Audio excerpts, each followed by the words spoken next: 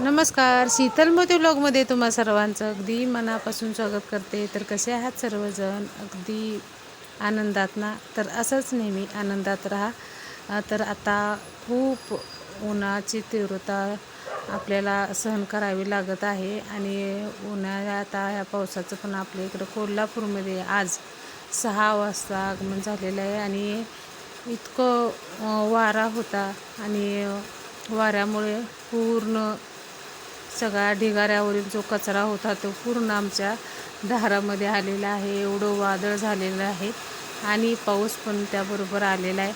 आणि असं म्हणतात की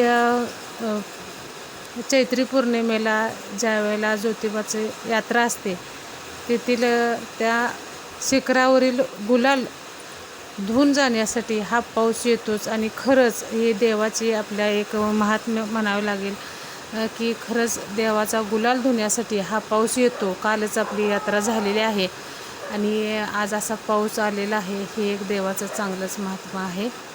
आणि ह्या पावसामुळे आता आमच्या इकडं खूपच असं गारवा निर्माण झालेला आहे. तर चला म्हटलं तुम्हाला छोटासा एक व्हिडिओ तुम्हाला करून पाठवूया.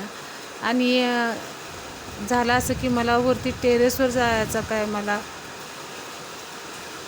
मोह आवरेना आणि टेरेस पण असा पाण्याने भरलेला आहे. पाणी यायला भरले तिथं आणि जोराचा मुसळधार पाऊस सुरू आहे आणि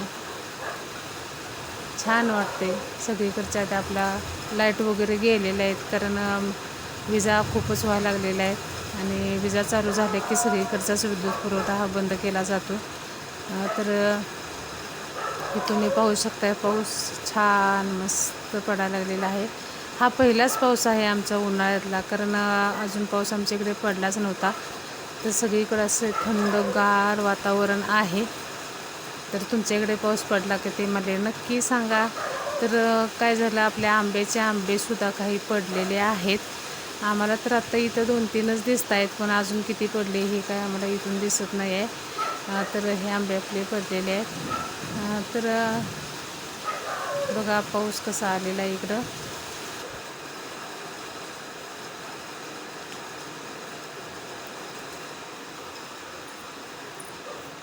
तर आजचा व्हिडिओ तुम्हाला कसा वाटला ते मला नक्की सांगा. नंतर भेटू एका नवीन व्हिडिओमध्ये. तोपर्यंत बाय बाय. माझ्या चॅनलवर नवीन असाल तर माझ्या चॅनलला लाईक, कमेंट आणि शेअर करायला विसरू नका. Okay, bye bye. थँक्यू.